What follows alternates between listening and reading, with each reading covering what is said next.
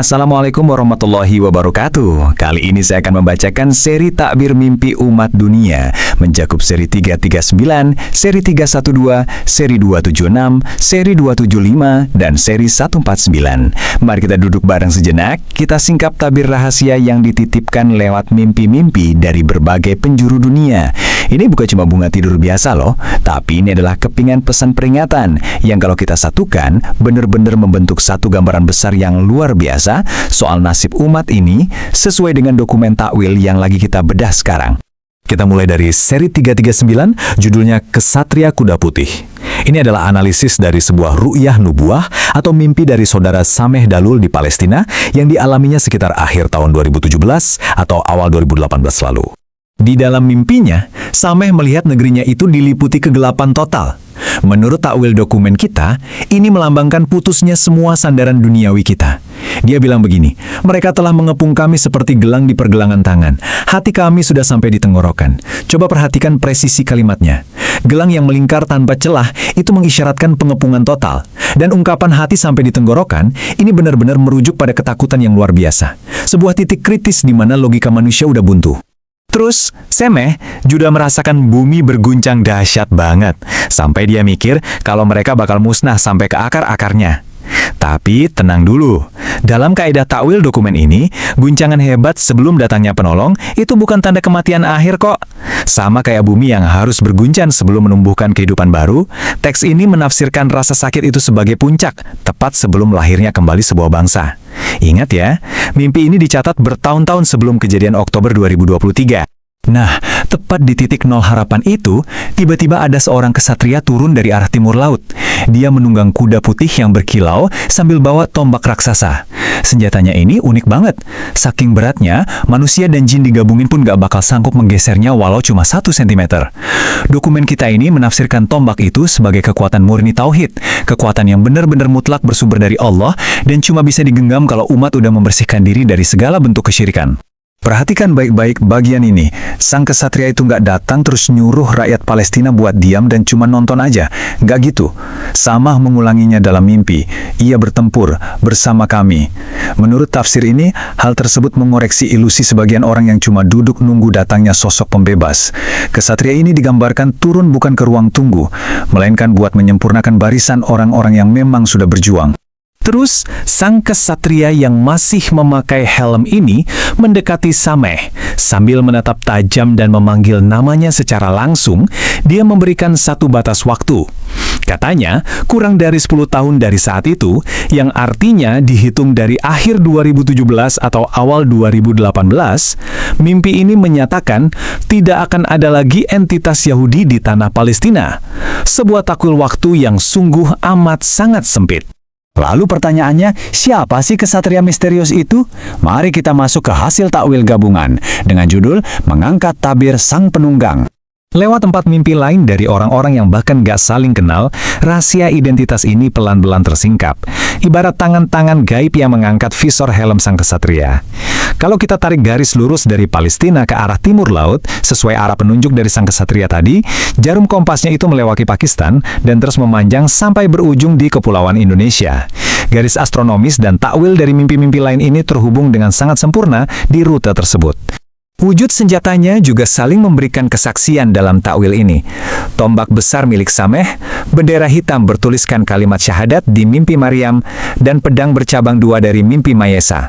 Ketiganya ditafsirkan sebagai satu kekuatan yang sama, yaitu perang fisik sekaligus ideologi yang diyakini nggak bakal berfungsi selama umat belum membersihkan tauhidnya dari kotoran syirik.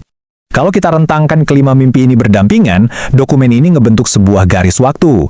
Berdasarkan interpretasi ini, kita sekarang diklaim lagi berdiri tepat di fase kedua, yaitu seruan uzlah dan persiapan, menyusul fase kegelapan dan kelaparan yang tiap hari kita saksikan lewat layar berita. Pintu persiapan diyakini masih terbuka nih, tapi perlahan-lahan sedang menutup menuju fase hijrah.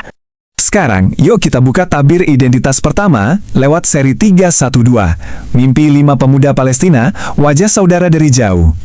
Bayangin, 5 pemuda Palestina yang gak saling kenal mendadak ngalamin mimpi bertatap muka sama Rasulullah Sallallahu Alaihi Wasallam.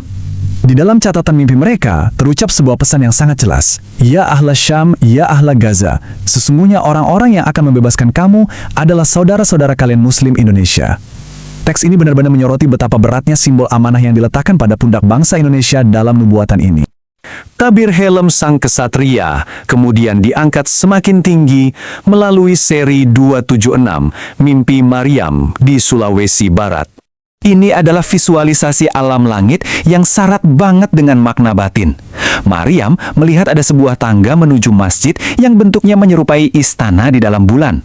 Karena bulan itu sifatnya memantulkan cahaya, takwilnya adalah sang pemimpin sejati kelak bakal memantulkan nur dari Allah. Dalam mimpi ini, batin Maryam ditanamkan mandat visual bahwa tokoh Kang Diki Chandra dan Muhammad Qasim itu harus bersatu. Bagian ini tuh super penting, karena ia membumikan nubuat ini ke dalam realitas teknis dan taktis. Dan ini datang lewat sosok pemimpi yang sangat spesifik. Dokumen kita secara khusus ngasih penekanan tajam pada identitas Maesa. Kalian tahu siapa Maesa? Maesa ini adalah seorang anak laki-laki yang baru berusia 13 tahun, dan dia berasal dari Indonesia. Fakta bahwa penglihatan taktis paling mendetail soal konflik masa depan ini datang dari mimpi seorang anak kecil di tahun 2024, ini benar-benar nambah dimensi psikologis yang sangat mendalam pada analisis teksnya. Maesa bermimpi melihat datangnya donasi besar untuk menyewa pesawat yang menerbangkan barisan pejuang ke Pakistan. Namun takwil ini mensyaratkan pengorbanan yang tidak kecil. Dari jendela pesawat, pulau-pulau Indonesia terlihat perlahan tenggelam sebagai ujian berat, sebelum akhirnya mereka memasuki ruang strategi perang yang dipimpin Muhammad Qasim. Dalam disiplin takwil, sebuah peringatan besar selalu disertai bayaran yang nyata. Maesa melihat bahwa pada perang besar nanti, sebagian penghuni dari tanah Uzlah Bukit Lebah bakal gugur tertembak. Ini menafsirkan bahwa barisan yang berangkat kelak akan berdarah, dan kemerdekaan itu harus dibayar amat mahal dengan nyawa di medan pertempuran. Nah, sebagai kepingan penutup untuk melihat waktu yang kian menyempit, masuklah kita pada seri 149, Mimpi Saudara Harto dari Brebes, di akhir Maret 2026. Di dalam mimpinya, tokoh Kang Diki meminjam uang 100 dari Harto untuk dibelikan logistik beras. Lalu berkata, "Mas Harto, segeralah Uzlah. Marilah segera ikut saya Uzlah ke Bukit Lebah." Kata segeralah yang diucapkan berulang-ulang, ini ditafsirkan sebagai penanda bahwa detik-detik persiapan logistik kita ini sudah berada pada titik yang amat kritis. Kenapa sih sangat ditekankan harus segera? Karena Kang Diki dalam mimpi itu terlihat menangis tergugu di ruangannya setelah membaca surat kiriman langsung dari Palestina. Dia melihat anak-anak di sana sekarat karena kelaparan hebat. Jadi, segala persiapan logistik di sini ditafsirkan sebagai respon langsung untuk menjawab air mata dan darah saudara-saudara kita di seberang sana. Jadi kawan, lihatlah bagaimana 5 benang merah takdir dari dokumen ini saling mengikat satu sama lain. Pesan utama dari rangkaian takwil ini bukan lagi sekedar bertanya, kapan keajaiban ini datang? Bukan. Melainkan, jika esok kesatria kuda putih itu benar-benar turun di medan laga, apakah kamu sudah berada di dalam barisannya? Menurut teks ini, sejarah akan tetap tercipta. Pilihannya hanyalah, apakah kamu ikut mempersiapkan diri mulai hari ini, atau kehilangan kehormatan untuk ikut menuliskannya. Seringkali, rahasia hari esok memang diselipkan lembut di sela-sela tidur kita. Ingatlah, dalam ilmu ini diyakini tidak ada mimpi benar yang sifatnya kebetulan. Coba tulis mimpimu semalam di kolom komentar, biar saya bantu tafsirkan.